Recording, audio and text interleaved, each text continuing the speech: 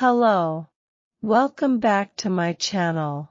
Learn English with James. Let's go to listen my interesting story. Most terribly cold it was, it snowed, and was nearly quite dark, and evening, the last evening of the year. In this cold and darkness there went along the street a poor little girl, bareheaded, and with naked feet. When she left home, she had slippers on, it is true, but what was the good of that? They were very large slippers, which her mother had hitherto worn, so large were they, and the poor little thing lost them as she scuffled away across the street, because of two carriages that rolled by dreadfully fast. One slipper was nowhere to be found, the other had been laid hold of by an urchin, and off he ran with it. He thought it would do capitally for a cradle when he some day or other should have children himself. So the little maiden walked on with her tiny naked feet, that were quite red and blue from cold. She carried a quantity of matches in an old apron, and she held a bundle of them in her hand. Nobody had bought anything of her the whole livelong day. No one had given her a single farthing. She crept along trembling with cold and hunger, a very picture of sorrow, the poor little thing. The flakes of snow covered her long fair hair, which fell in beautiful curls around her neck, but of that, of course, she never once now thought. From all the windows the candles were gleaming, and it smelt so deliciously of roast goose, for you know it was New Year's Eve, yes, of that she thought. In a corner formed by two houses, of which one advanced more than the other, she seated herself down and cowered together. Her little feet she had drawn close up to her, but she grew colder and colder, and to go home she did not venture, for she had not sold any matches, and could not bring a farthing of money. From her father she would certainly get blows, and at home it was cold too, for above her she had only the roof, through which the wind whistled, even though the largest cracks were stopped up with straw and rags. Her little hands were almost numbed with cold. Oh! A match might afford her a world of comfort, if she only dared take a single one out of the bundle, draw it against the wall, and warm her fingers by it. She drew one out. Risht! How it blazed, how it burnt! It was a warm, bright flame, like a candle.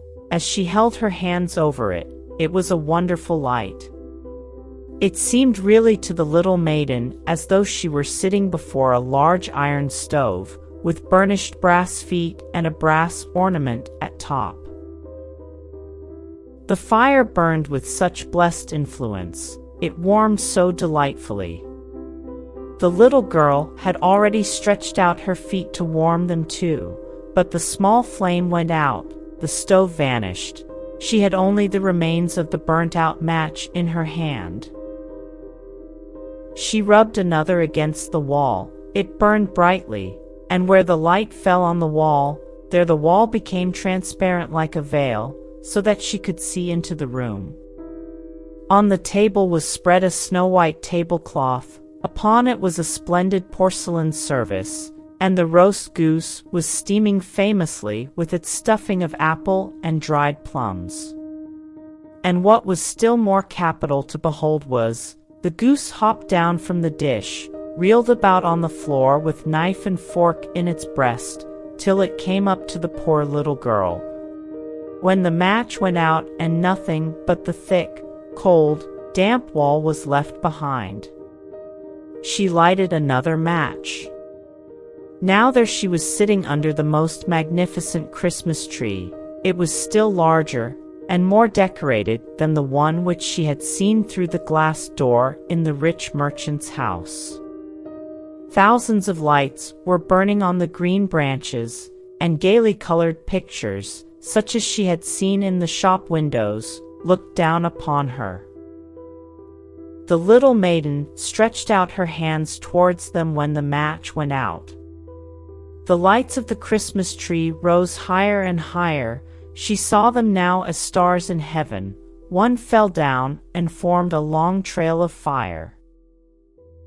"Someone is just dead," said the little girl, for her old grandmother, the only person who had loved her, and who was now no more, had told her that when a star falls, a soul ascends to God. She drew another match against the wall. It was again light, and in the luster there stood the old grandmother, so bright and radiant, so mild, and with such an expression of love. "Grandmother," cried the little one, "oh, take me with you. You go away when the match burns out. You vanish like the warm stove, like the delicious roast goose, and like the magnificent Christmas tree." And she rubbed the whole bundle of matches quickly against the wall, for she wanted to be quite sure of keeping her grandmother near her. And the matches gave such a brilliant light that it was brighter than at noonday. Never formerly had the grandmother been so beautiful and so tall. She took the little maiden on her arm, and both flew in brightness and in joy so high, so very high, and then above was neither cold, nor hunger, nor anxiety. They were with God. But in the corner, at the cold hour of dawn, sat the poor girl, with rosy cheeks and with a smiling mouth, leaning against the wall, frozen to death on the last evening of the old year. Stiff and stark sat the child there with her matches, of which one bundle had been burnt. She wanted to warm herself, people said. No one had the slightest suspicion of what beautiful things she had seen. No one even dreamed of the splendor in which, with her grandmother, she had entered on the joys of a new year.